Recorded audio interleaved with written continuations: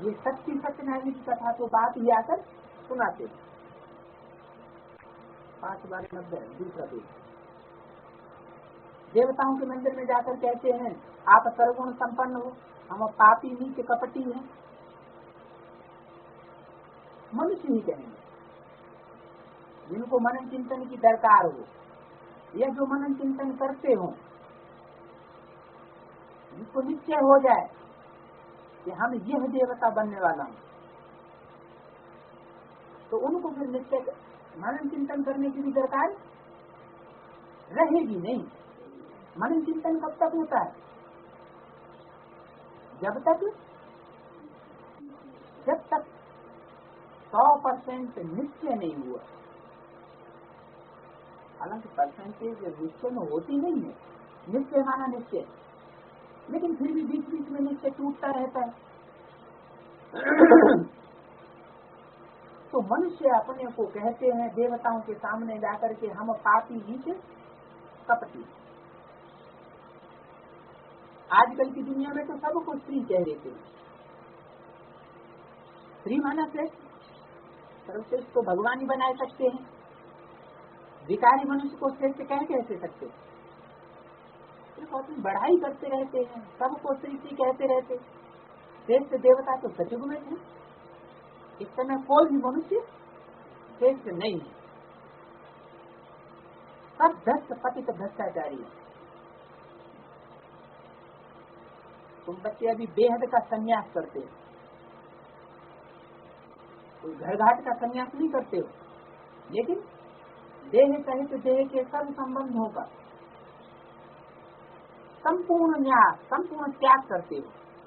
तुम जानते हो ये पुरानी दुनिया खत्म हो जाने वाली है, इसलिए सबसे बैराग। क्या भक्ति मार्ग में बातें तो वही चल रही हैं जो ज्ञान मार्ग की बातें हैं, अर्थ नहीं समझा पूरा।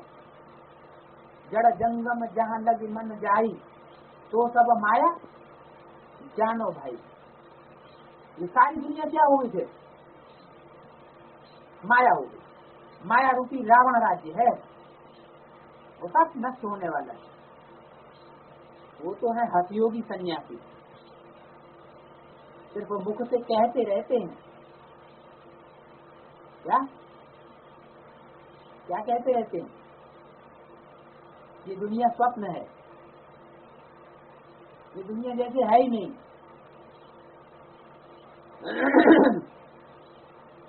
माया है। घर बार छोड़ निकले, फिर आकर के महलों में बैठ गए। पहले जब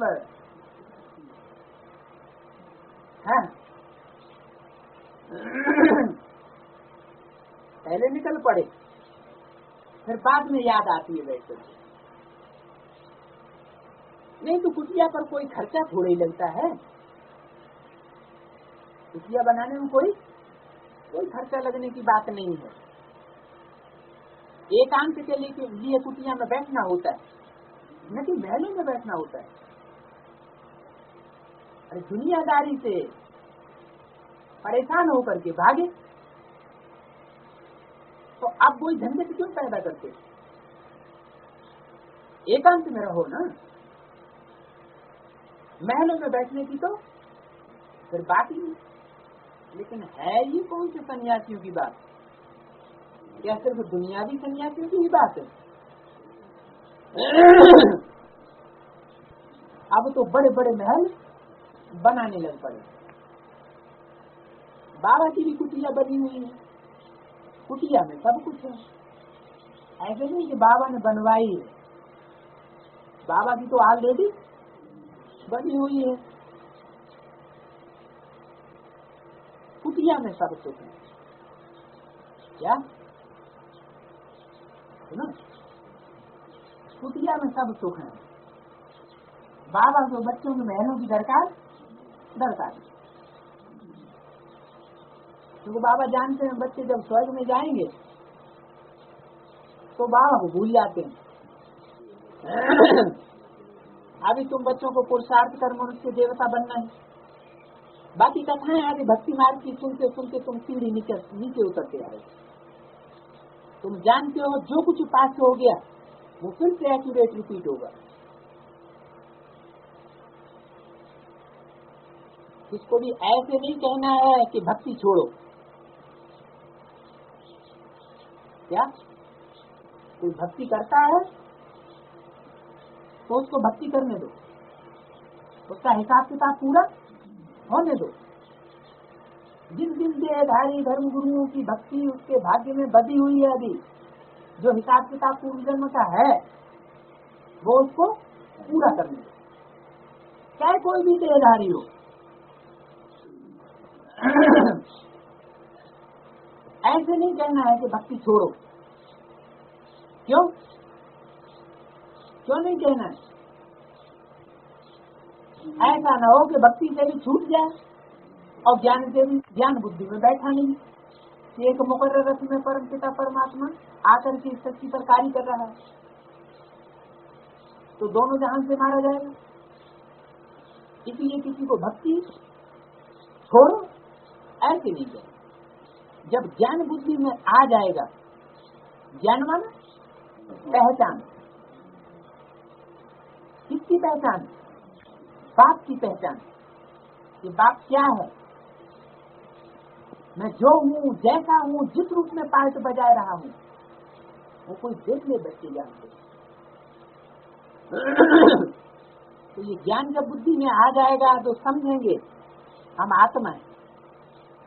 हमको अब तो बेहद के बाप से वर्षा लेना।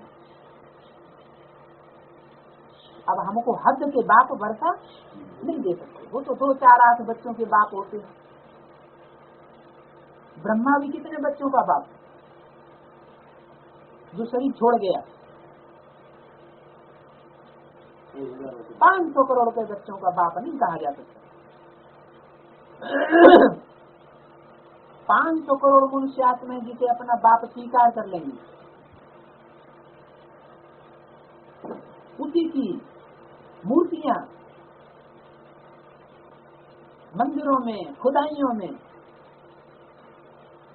आखिरी जन्म तक मिलती जरूर रहेंगी। यादगार नष्ट नहीं हो सकती।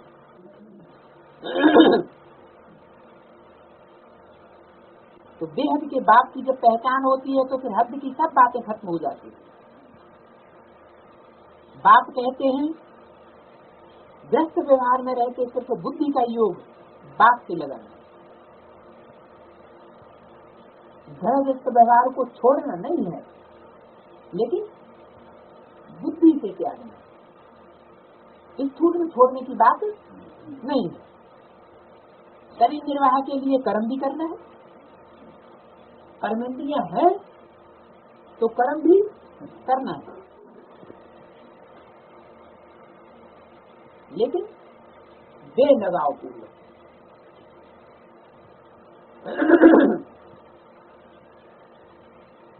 जैसे आंखें खुली हुई है और कोई अपनी महबूबा की याद में डूबा हुआ है, तो खुली हुई आंखें जो कर्म कर रही है देखने का, जिस चीज को भी आंखें सामने देख रही हैं, उसका लगाव आंखों को नहीं लगेगा। लेकिन बुद्धि की आंख जिसको देख रही है वहां उसका लगाव लग जाए, तो कर्म बंधन भी कहाँ बंधेगा? वहीं बनेगा। तो यही कर्म इंद्रियों का हिसाब किताब। तो शरीर निर्वाह के लिए कर्म जरूर करना है। कर्म सन्यासियों की तरह कर्म नहीं छोड़ देना कि हमको तो खाना बनाने की भी दरकार नहीं, अपने केले चपाटों से भीख मंगवाते रहेंगे। जैसे भक्ति में भी कोई बहुत नौधा भक्ति करते हैं। नौधा 9 प्रकार की भक्ति, नियम से रोज जाकर के दर्शन करते हैं। तुम्हें होता है क्या दर्शन करना? ज्ञान मार्ग में तो दर्शन करना होता नहीं कि भाई परमात्मा आया हुआ है तो दर्शन करें। नहीं, परमात्मा को तो दूर बैठे भी ज्ञान की दृष्टि से पहचाना जा सकता है, इसके लिए दर्शन करने की दरकार नहीं है। कि भाई हम देख रहे हैं जाके, परख रहे हैं जाके कि परमात्मा है कि शैतान है। यहाँ तो बाप कहते हैं, बांधेली माताएं दूर बैठे भी बाप को पहचान लेती है, बाप की याद में तड़पती रहती है।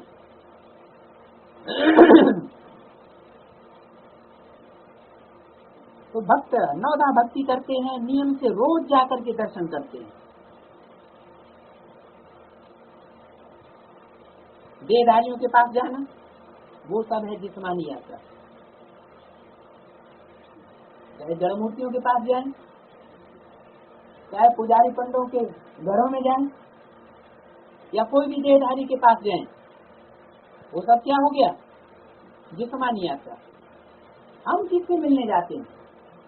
हम कोई देहधारी से मिलने नहीं जाते, हम तो जाते ही हैं एक निराकार परम पिता परमात्मा से मिलन मनाने।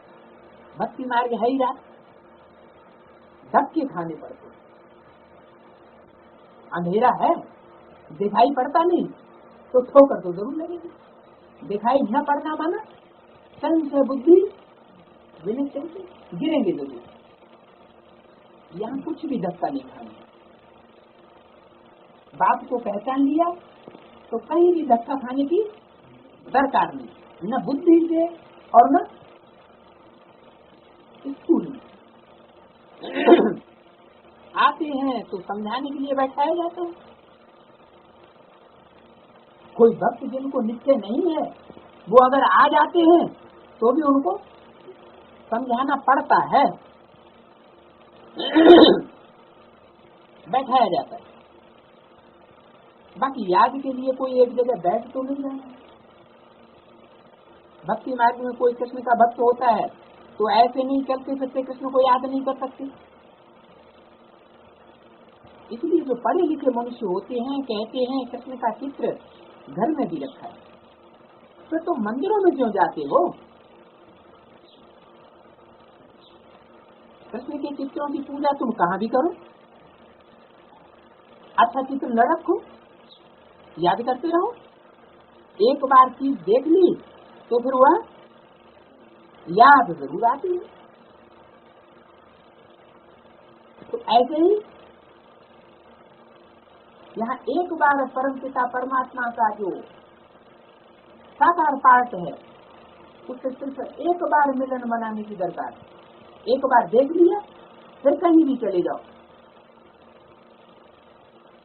भले दोबारा आओ या ना आओ, लेकिन याद कर सकते हैं। हाँ हाँ, तुमको भी यही कहते हैं, शिव बाबा को तुम घर बैठ के याद नहीं कर सकते हो। अरे तुमको तुम्हारे पति नहीं आने देते, कोई बात नहीं, एक बार देख लिया फिर कहाँ भी बैठे याद कर सकते हो। ये तो है नई बात।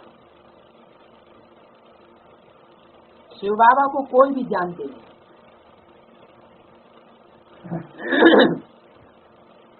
मतलब प्रीति बुद्धि होने से मतलब है, प्रीति बुद्धि है तो कहाँ भी रहे बाप को याद कर सकते हैं। और विपरीत बुद्धि है, बाप के संकल्पों के विपरीत संकल्प चलने वाली बुद्धि है, तो पास में कंधे पे चढ़े बैठे रहो, कोई फायदा होने वाला नहीं। तो ये है नई बात। शिव बाबा को कोई भी जानते नहीं, नाम रूप देश काल को जानते ही नहीं। उसका नाम क्या है, रूप क्या है, देश क्या है और काल क्या है, कार्यकाल नहीं जानते, कह देते हैं सर्वव्यापी। जब कोई मुकर्रर रख ही नहीं तो जरूर तो कुत्ते बिल्ले में भी कहाँ करोगे भगवान। अरे परमात्मा आएगा तो मनुष्यों को सुधारेगा, मन चिंतनशील प्राणी को सुधारेगा पहले, या जानवरों को या जड़ वस्तुओं को सुधारेगा? पहले कौन सुधरेगा? पहले तो मनुष्य सुधरेगा। आत्मा को परमात्मा तो नहीं कहा जाता। आत्मा को बाप की याद आती है। ब्रह्मा विष्णु शंकर भी क्या है? आत्मा है ना। वो भी किसकी याद करते हैं? उनको भी याद करना पड़े। किसको? परमात्मा। परंतु बाप को जानते नहीं तो समझाना पड़े 7 रोज। क्या 7 रोज की भक्ति की बात नहीं बताई। भक्ति तो समझने के बाद होती है, नित्य बुद्धि बनने के बाद होती है, लेकिन पहले 7 डेज फोन। परंतु बाप को जानते नहीं तो समझाना पड़े 7 रोज। ये कंपल्सन है। जब तक समझेंगे नहीं तब तक कोई फायदा होगा नहीं। फिर बेरोजगारी पॉइंट भी समझाई जाती है। बाप ज्ञान का सागर है ना। कितने समय से सुनते आए हो, क्योंकि नॉलेज है ना। समझते हो हमको मनुष्य देवता बनने की नॉलेज मिलती है। बाप कहते हैं तुमको नई नई गुह्य बातें सुनाते हैं। मुरली तुमको नहीं मिलती है तो तुम कितना चिल्लाते हो। बाप कहते हैं तुम बाप को याद करो।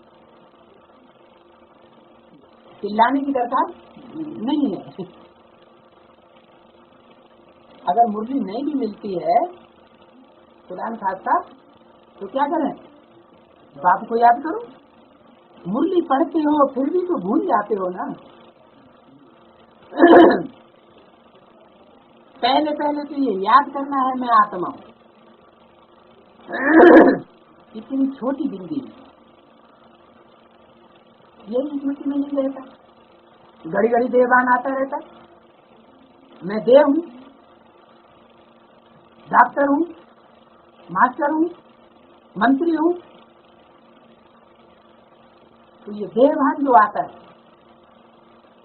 तो सुबह से शाम तक मुरली पढ़ते रहो, सुनते रहो, लेकिन देवभान नहीं गया तो सिर्फ मुरली सुनने से कोई फायदा नहीं। मैं आत्मा इतनी छोटी जिंदगी हूँ। आत्मा को भी जानना। कहते हैं इनकी आत्मा निकल जाए दूसरे शरीर में जाकर प्रवेश किए। आत्मा इतनी सूक्ष्म है, छोटा बच्चा उसमें जाकर प्रवेश कर जाती है। हम आत्मा ही जन्म लेते लेते अपवित्र बने। पहले तुम पवित्र जैसे धर्म के थे, अपवित्र क्यों बने हैं? जन्म लेते लेते जैसे कोई बीज होता है, कई बार धरनी में बोया जाता है तो उसकी किस्म कमजोर होती जाती है। पौधे कैसे पैदा होंगे? कमजोर पैदा होते चले जाएंगे। तो ऐसे ही आत्मा भी इस सभी रूपी वृक्ष का बीज है। ये मनुष्य जाति का वृक्ष है। ये भी अनेक जन्म लेते लेते कमजोर होती जाती है। धनी का संग लेते लेते कमजोर हो जाते। धनी मन ये अभिमान। लक्ष्मी नारायण दोनों पवित्र थे, फिर दोनों ही अपवित्र बनते हैं। भक्ति मार्ग में गाते भी हैं आप सर्वगुण संपन्न सर्वो संपूर्ण हिंसक मर्यादा पुरुषोत्तम। हम पति अपवित्र हैं। दोनों पवित्र थे फिर दोनों अपवित्र होते हैं। तो क्या अपवित्र से पवित्र बने या पवित्र जन्म लिया? क्या हुआ? अपवित्र से पवित्र बने या पवित्र जन्म लेकर पवित्र बने? बाप समझाते हैं। क्या समझाते हैं? अपवित्र से पवित्र बने, फिर जाकर के जो पवित्र बने उनसे पवित्र बच्चों का जन्म नई सृष्टि में होता है। पवित्र ही न बने तो नई सृष्टि में, सती की दुनिया में पवित्र बच्चों का जन्म कहाँ से होगा? कैसे तुम पवित्र थे फिर वाम मार्ग में जाने से पवित्र बने? वाम मार्ग माने बाएं हाथ का मार्ग। बाएं हाथ माने उल्टा हाथ, उल्टे रास्ते में जाने का मार्ग। एक है सीधा रास्ता और एक है उल्टा रास्ता। झाड़ के चित्र में दिखाया गया है। कुछ धर्म है दाईं ओर के, भारतीय धर्म, और कुछ धर्म है बाईं ओर के। तो जो बाईं ओर के विदेशी धर्म है, इस्लामी, क्रिश्चियन, मुस्लिम, ये सब व्यभिचारी धर्म है, व्यभिचार का पोषण करने वाले हैं। इनके धर्मों में ही न्यूज है कि अनेक शादियां कर सकते हैं। व्यभिचार की छूट, तो वो अगर ऐसा नहीं करेंगे तो उनकी जनसंख्या की वृद्धि होगी। भारतीय परंपरा है ब्रह्मचर्य की। ब्रह्मचर्य के ऊपर यहाँ विशेष बल दिया जाता रहा।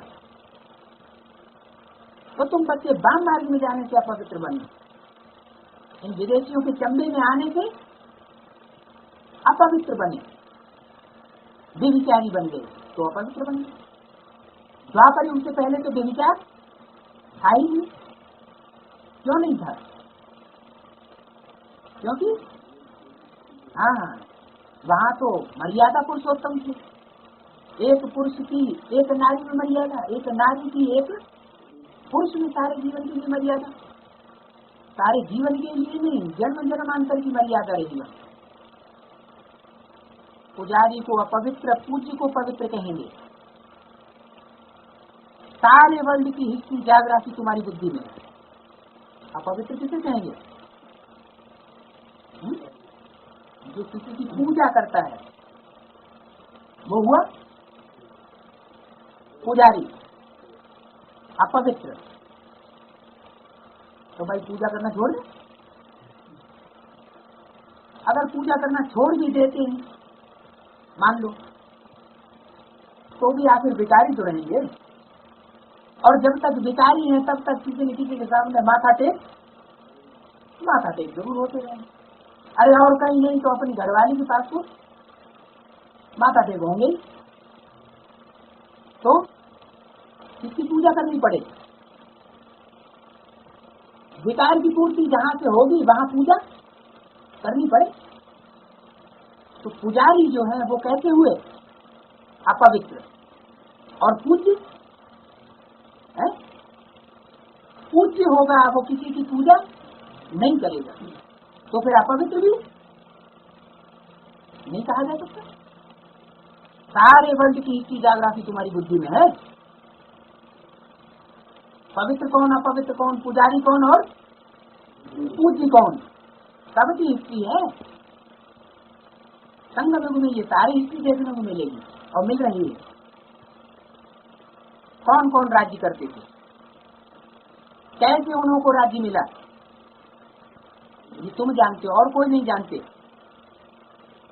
तुम्हारे पास भी आगे ये नॉलेज है। रचयिता और रचना की आदि मध्यंत की नहीं थी, गोया नास्तिक थे, नहीं जानते थे।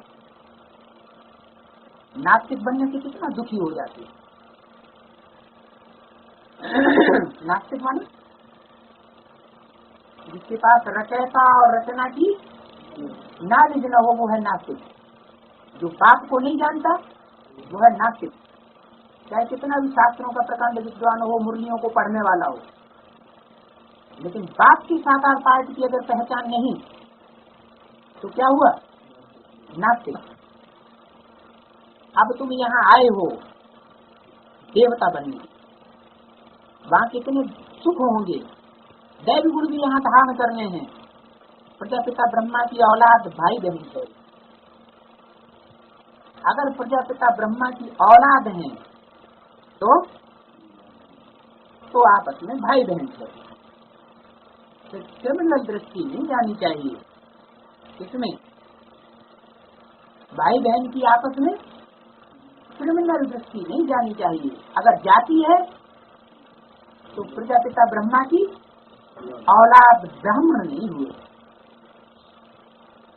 तो अपने अपने दिल से पूछना है कि हम कहाँ तक प्रजापिता ब्रह्मा की औलाद ब्राह्मण बने हैं, ब्राह्मणी बने हैं। इसमें है मेहनत। तो मुख का बक्का लगाने की बात नहीं है। आंखें बड़ी क्रिमिनल। शुरुआत कहाँ से होती है? हाँ, सब अंगों से क्रिमिनल हैं आंखें। तो सबसे जास्ती संभाल कौन से अंग की रखनी है? आंखों की। और सन्यासी की संग की अब संभाल रख रहे हैं और किसको खुला छोड़ दिया है? कपड़े में लुका छिपा के रखते हैं। तो क्या करें, नंगे हो जाए? तो नंगे चित्त दिखाते हैं ना जैनियों के, जैन मुनियों के, वैसे हो जाए क्या है? वो तो जैसा देश वैसा भेष रखना ही जरूरी है। लेकिन बात क्या है? नमन होने का मतलब क्या है? हाँ, शरीर के भान को, शरीर को भी वस्त्र कहा जाता है। इस शरीर के वस्त्र को उतार कर रखना, अपन को आत्मा समझना। जब आत्मा समझेंगे, दूसरे को भी आत्मिक दृष्टि से देखेंगे, तो एंटी सेक्स की तरफ कोई विशेष आकर्षण नहीं जाएगा, क्योंकि आत्मा आत्मा भाई भाई हो गए। भाई बहन में भी क्यों दृष्टि जाती है? क्या बोला हुआ मुरली में? कोई भाई भी बहनों को गंदा कर देते, कोई बाप की बच्ची को गंदा कर देते, गुरु चेली को गंदा कर देते, मामा भांजी को गंदा कर देता। ये सब संबंधों में भ्रष्टता आ सकती है। लेकिन आत्मा आत्मा भाई भाई में किसी प्रकार की गुंजाइश नहीं। आधा कल्प क्रिमिनल, आधा कल्प सिविल रहती है। या सत्य में क्रिमिनल नहीं रहती। आंखें क्रिमिनल हैं तो असुर कहलाते हैं, और आंखें सिविल हैं तो देवता कहलाते हैं। तो अभी हम अपने को सिविलाई कहें या क्रिमिनलाई कहें? क्या कहें?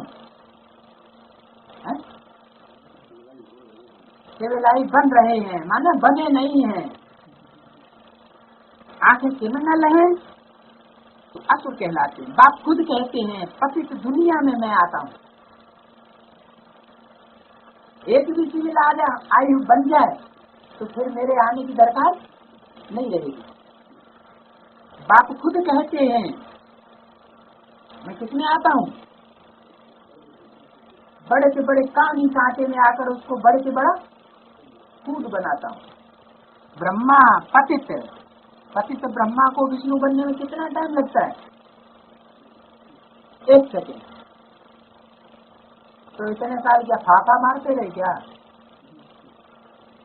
सबसे जास्ती पतित कौन है? मैं पतित दुनिया में आता हूँ, सबसे जास्ती पतित कौन है? जो पावन था वही 84 जन्मों के बाद पतित बना। देख ले वहां से ठाड़ ठाड़।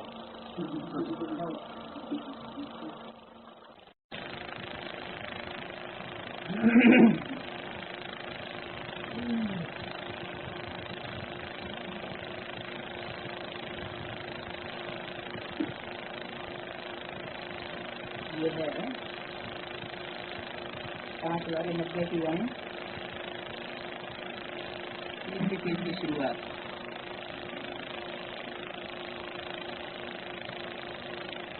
बाप कहते हैं मैं आऊं कहाँ?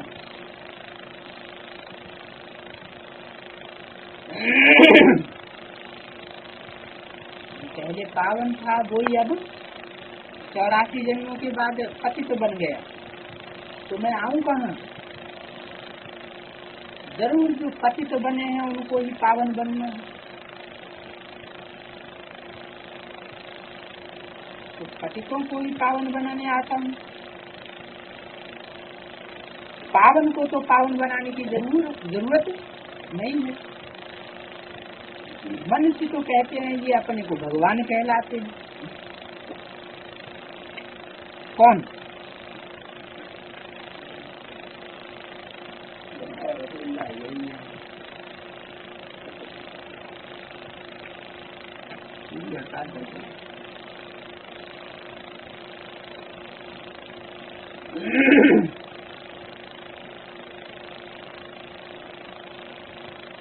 कौन कहलाते अपने को भगवान?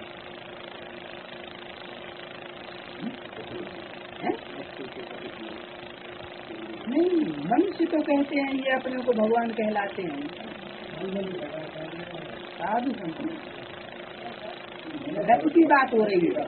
मैं जिस पतित रथ में आता हूँ,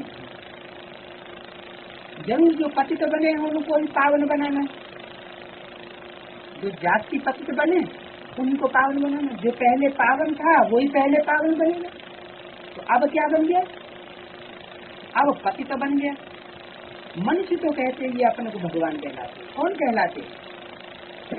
जिस रथ में प्रवेश किया है उसके लिए मनुष्य कहते हैं ये अपन को भगवान कहलाते।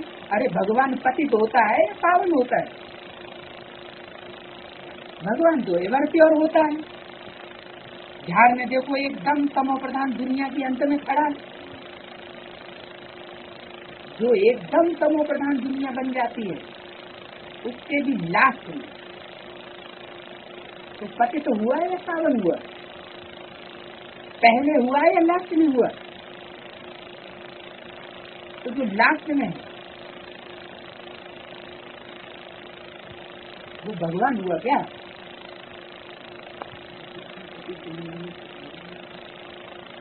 भगवान कैसे हो गया वो? भगवान तो एवर प्योर होता है। भगवान कभी पतित तो होता नहीं।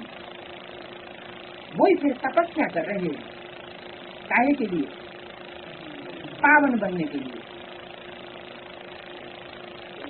तो वो अपने को भगवान नहीं कहते।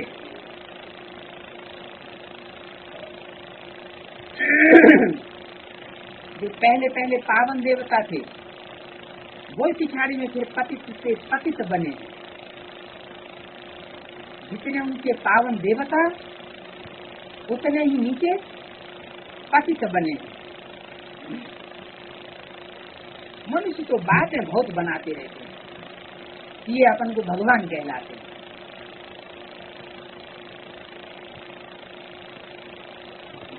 और बात देखो क्या बनाई? व्यास भगवान ने गीता सुनाई बनाई। अब कब बनाई? एक तरफ लिखते हैं कि शास्त्र बने हैं द्वापर युग में, दूसरी तरफ लिखते हैं द्वापर के अंत में महाभारत युद्ध हुआ, भगवान आया। फिर व्यास भगवान ने गीता कब बनाई? व्यास भगवान ने गीता बनाई तो नाम ही बदल लिया। क्या नाम बदल दिया?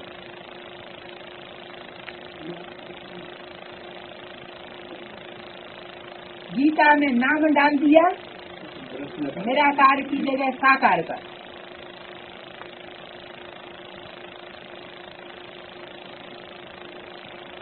वास्तव में गीता बनाने वाला कौन? सुनाने वाला कौन? गीता का रचयिता कौन? गीता का रचयिता तो जरूर गीतापति भगवान ही होगा। गीता माता है ना, तो गीता माता है तो जरूर चैतन्य में भी होगी या जड़ गीता होगी। रचना भी चैतन्य में तो रचयिता भी चैतन्य में। तो गीता माता कौन हुई? ब्रह्मा गीता माता। तो उसका रचयिता कृष्ण हुआ। गीता माता का तो कृष्ण बच्चा हुआ, या रचयिता बाप हुआ या पति हुआ? इतना जुल्म कर दिया। कृष्ण तो शरीरधारी है,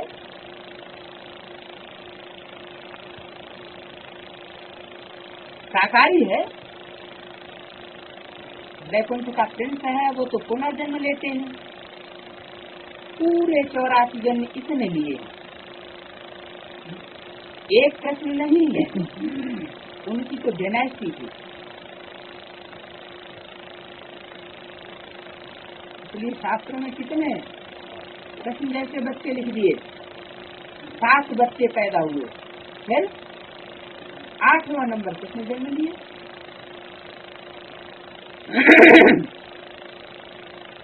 तो 7 जो पैदा हुए उनको तो कंस ने कोस लिया। पैदा हुए माने प्रत्यक्ष हुए, लेकिन 8वें को कृष्ण को कंस कोस नहीं सका। वो कोस घर से बच गया।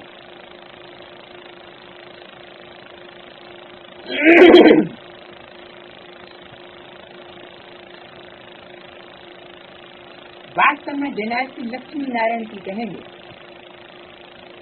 कृष्ण की डायनेस्टी नहीं कहेंगे, क्योंकि कृष्ण तो प्रिंस है। डायनेस्टी राजा रानी की होती है, प्रिंस प्रिंसेस तो अलग अलग रहते हैं।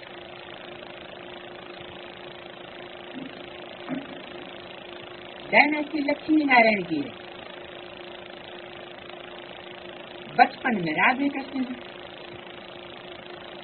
संबत भी इन लक्ष्मी नारायण से गिना जाएगा। इन लक्ष्मी नारायण से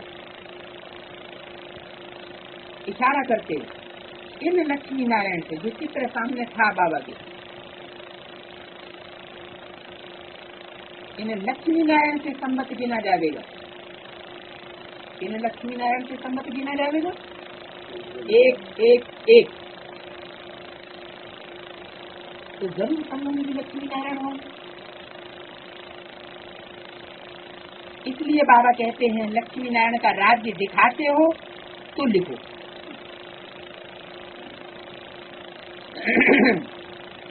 इसलिए कहते हैं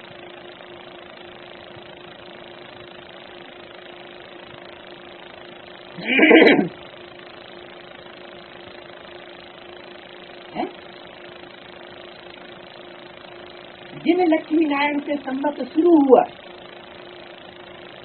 अर्थात जो सत्य भी संबत शुरू करने के निमित्त बने, उनका अगर राज्य दिखाना है तो फिर लिखो। तो चित्र में उनके पैरों के नीचे, संबंध की लक्ष्मी नारायण के पैरों के नीचे लिखा हुआ क्या? संबत 1 से 2,500। लेकिन वो इतना छोटा छोटा लिख दिया कि किसी के पढ़ने में भी नहीं आता। तो लिखो, इससे 1250 वर्ष के बाद त्रेता, संबत 1 1 1 के 1250 वर्ष के बाद त्रेता शुरू होता। शास्त्रों से लाखों वर्ष लिख दिए। इसकी आयु सतयुग की आयु, रात दिन का फर्क हो गया। ब्रह्मा की रात आधा कल्प, ब्रह्मा का दिन आधा कल्प। लेकिन ये समझाए कौन कि ब्रह्मा कहाँ होता है और ब्रह्मा की दिन और रात कहाँ होती है? उन्होंने तो समझ लिया सत्युग त्रेता ब्रह्मा का दिन, द्वापर कलयुग ब्रह्मा की रात। अरे द्वापर कलयुग ब्रह्मा और ब्राह्मण होते ही हैं, वहां तो होते ही नहीं। द्वापर में तो वैश्य, कलयुग में शूद्र। तो जब वहाँ ब्राह्मण और ब्रह्मा ही नहीं होते तो ब्रह्मा और ब्राह्मणों की रात कहाँ से हो गई? सत्युग त्रेता में ब्रह्मा और ब्राह्मण होते ही नहीं, वहाँ तो देवता क्षत्रिय होते हैं। तो वहाँ ब्रह्मा का दिन कैसे हो गया? ये कहाँ की बात है? जरूर इसे समझो जिसकी बातें शास्त्रों में लिखी हुई है। ब्रह्मा का दिन, ब्रह्मा की रात। जब ज्ञान सूर्य परमात्मा साकार शरीर में प्रत्यक्ष होता है तो ब्रह्मा का दिन, और जब वो गुप्त हो जाता है, अप्रत्यक्ष हो जाता है, देहधारी धर्म गुरुओं का शासन शुरू हो जाता है, तो ब्रह्मा की रात हो जाती है। क्योंकि ये गुरु लोग रात कर देते हैं, अज्ञान की अंधेरी फैला देते हैं। तो ये बातें बाप ही आकर के समझाते हैं। तो इस कागज की गीता इन बातों को नहीं समझा सकती, न काठ की मुरली समझा सकती। फिर भी कहते हैं मीठे मीठे बच्चे अपन को आत्मा समझो, बाप को याद करो। उनको याद करते करते तुम पावन बन जाओगे, फिर अंतमति तो गति हो जाएगी। अंत में जब पावन बन जाएंगे तो बुद्धि भी कैसी हो जाएगी। पावन बुद्धि होने से निरंतर और सहज परमात्मा की याद बनी रहेगी। फिर विचार बुद्धि में नहीं आवेगा, स्मृति मात्र में भी नहीं आवेगा, क्योंकि बुद्धि तत्व प्रधान हो गई। फिर क्या होगा, अंत मते तो गति हो जाएगी। मति मन बुद्धि, अंत में जैसी तत्व प्रधान बुद्धि होती है वैसे ही फिर अगले जन्म में मति गति मिलेगी। बाबा ऐसे नहीं कहते यहाँ बैठ जाओ, कहाँ, मधुबन में बैठ जाओ, ऐसे नहीं कहते। कर्म केवल बच्चों को तो बिठाएंगे नहीं।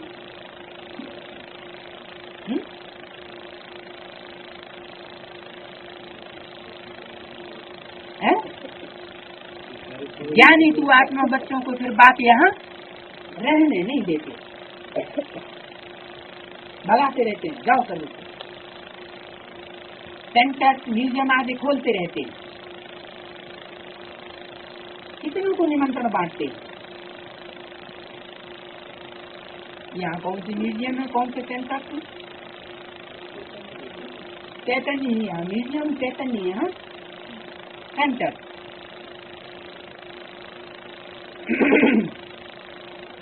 कितनों को निमंत्रण बांटते हैं, आकर के गार्डली बर्थ राइट विश्व की बात कह लो। कौन सा राइट, कौन सा अधिकार?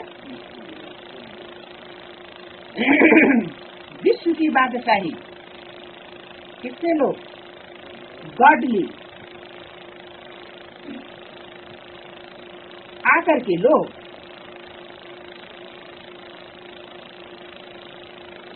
तो आना पड़े, बाप का बच्चा बनना पड़े, गॉड फादर का बच्चा बनना पड़े।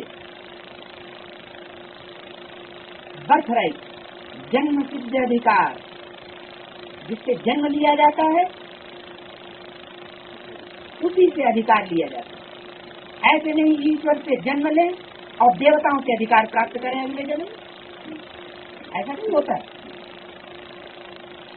रॉकफेलर का बच्चा होगा तो वो इसी जन्म में रॉकफेलर का वर्षा प्राप्त करेगा या अगले जन्म में रॉकफेलर की वर्षा प्राप्त करेगा? इसी जन्म में पाएगा।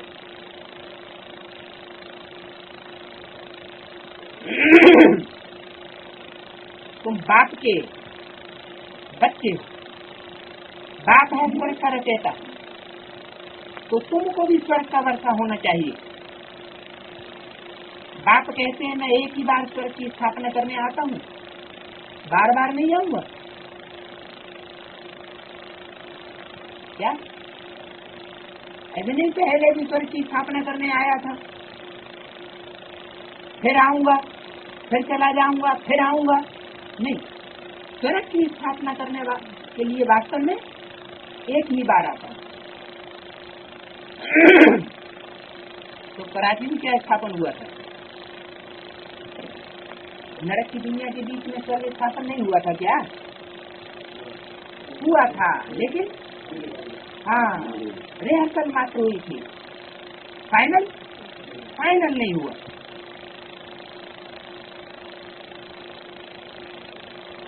तो वास्तव में मैं स्वर्ग की स्थापना करने एक ही बार आता हूँ, एक ही दुनिया है जिनका चक्र फिरता रहता है। मनुष्यों की तो अनेक मतें, अनेक बातें हैं।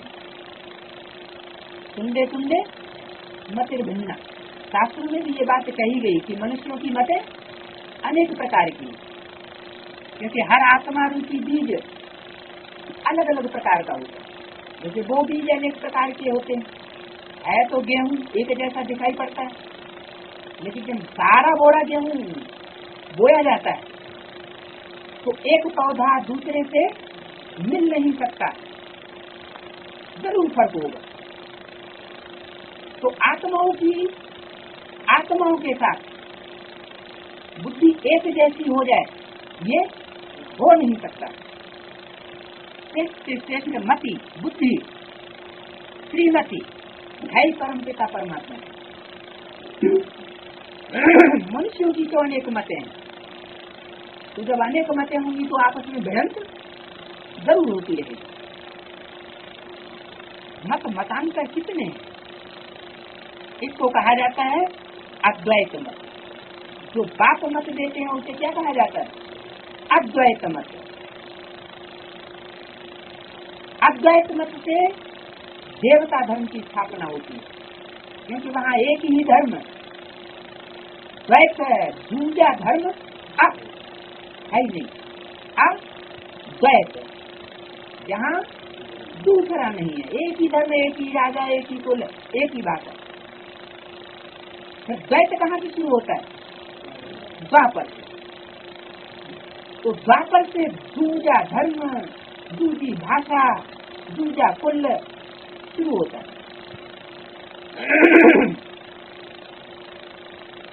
झाड़ कितना बड़ा, कितनी चार टालियां निकलती हैं, कितने धर्म फैलाए रहेगी है? कौन फैलाए रहेगी? कितने धर्म? यही रावण के स्वरूप गुरु लोग, मत मतांतर फैलाने वाले, जो एक परम पिता परमात्मा को नहीं पहचान सके, कितने धर्म फैलाए रहे।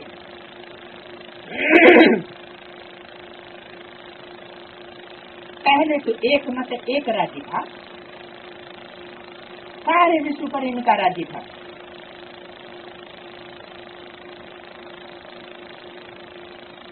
तो जो दम्भी होते हैं, पाखंडी, अहंकारी, आत्म की स्टेज में न टिकने के कारण, देहभान में होने के कारण, देह अहंकार होने के कारण, वो अपनी मत मिक्स जरूर करते हैं और मिक्स करके दूसरा धर्म चलाते हैं, दूसरी धारणा चलाते हैं।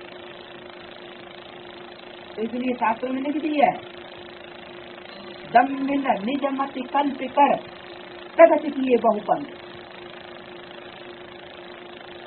क्या?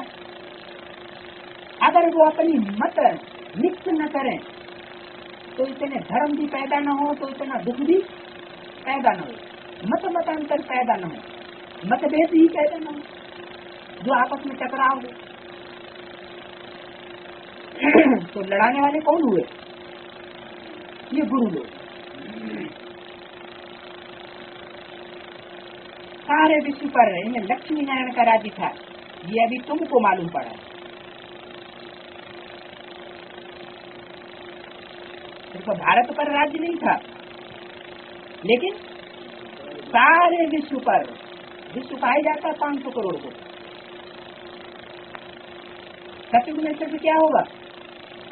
भारत। तो विश्व कब होता है? संगम को। ये अभी तुमको मालूम पड़ा है, और किसी को पता नहीं पड़ा। हम ही सारे विश्व के मालिक थे। 84 जन्म भोग कंगाल बने।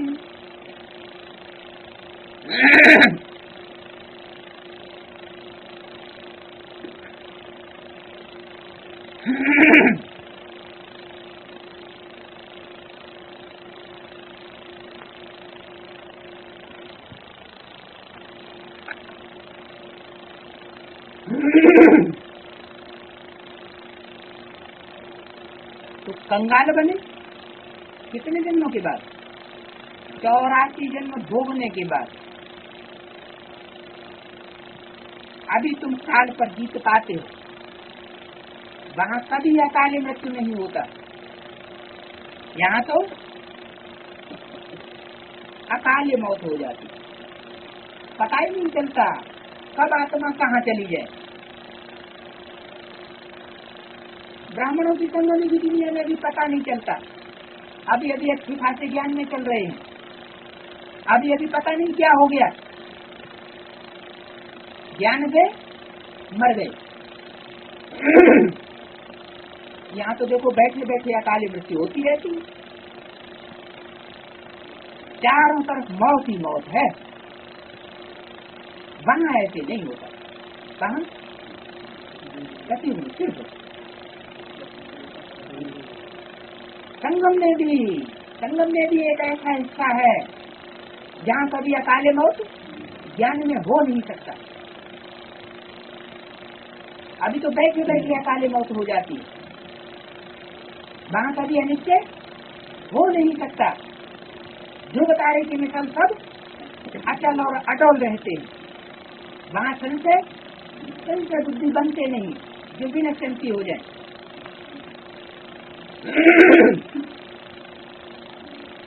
पूरी एज लाइफ चलती है। भारत में पेड़ की 30 प्रकृति थी, 150 वर्ष एवरेज आए थी। अभी कितनी आए रहती? ईश्वर ने तुमको योग सिखाया तो तुम योगेश्वर बन गए। ईश्वर नहीं बना योगेश्वर। योगेश्वर किसको कहा जाता है?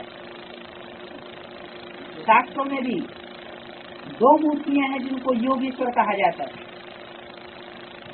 तीसरा नाम भी है, मूर्तियां नहीं दिखाई जाती। एक तो कृष्ण को योगेश्वर कहते हैं, दूसरा शंकर को योगेश्वर कहते हैं, तीसरा सनत कुमार को, ब्रह्मा का सबसे बड़ा पुत्र, उनको भी बड़ा बच्चा बाप समान कहा जाता है, उनको भी योगेश्वर कहते हैं। है तो तीनों एक ही पार्ट, नाम अलग अलग दे दिए क्योंकि अलग अलग शास्त्र हैं। अभी ईश्वर तुमको योग सिखलाकर मनुष्य से देवता बनाए रहे। कृष्ण को भी इस समय योगेश्वर कहते हैं। क्या? अभी ईश्वर है, अभी माने कब? संगम युग में तुमको योग सिखलाकर, इनको नहीं, किनको? तुम बच्चों को, तुम कहा जाता है सामने वाले को, और इन कहा जाता है बाजू वाले को। तो बाजू वाला कौन हुआ? ब्रह्मा। ब्रह्मा को नहीं, तुमको। अभी ईश्वर तुमको योग सिखलाकर मनुष्य से योगेश्वर बनाते हैं।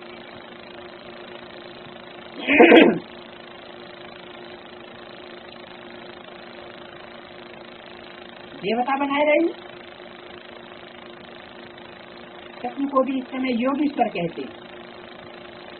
इस समय मन सतयुग में योगेश्वर नहीं कहते हैं, संगम युग में ही संगमयुगी कृष्ण योगियों का ईश्वर शासनकर्ता बनता है। वहां थोड़े ही कहेंगे इस समय तुम योगेश्वर हो। तो सच हो गया कि सतयुगी कृष्ण के लिए ये बात नहीं है। जरूर संगमयुगी कृष्ण का भी पार्ट है। संगमयुगी कृष्ण के ही गायन शास्त्रों में है। सतयुगी कृष्ण और त्रेतायुगी राम के गायन कोई शास्त्रों में नहीं है।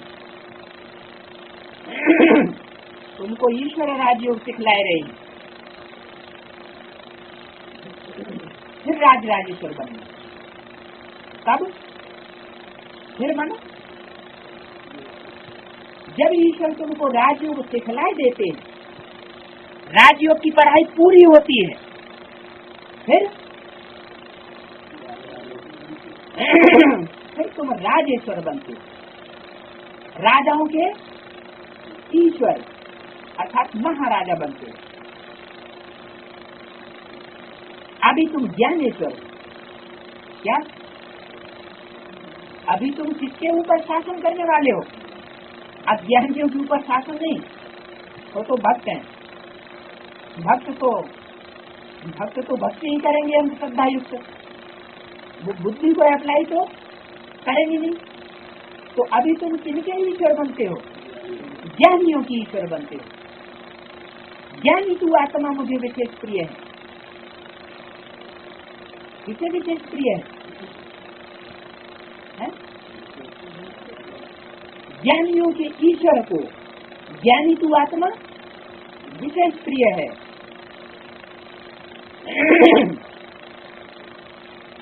तुम राजाओं का राजा बने। अच्छा, मीठे मीठे सिकीले बच्चों प्रति माता पिता बाप दादा का याद प्यार, गुड मॉर्निंग। रूहानी बाप की रूहानी बच्चों को नमस्ते। ओम शांति।